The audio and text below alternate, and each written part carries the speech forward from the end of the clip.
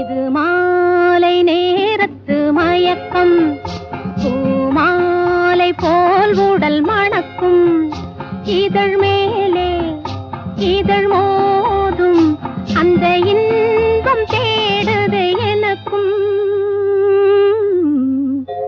இது மாலை நேரத்து மயக்கம்.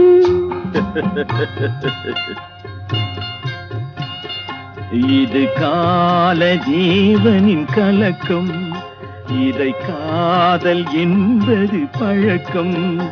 ஒரு ஆணும் ஒரு பெண்ணும் பெற போகும் துன்பத்தின் துவக்கம். இது கால ஜீவனின் கலக்கம்.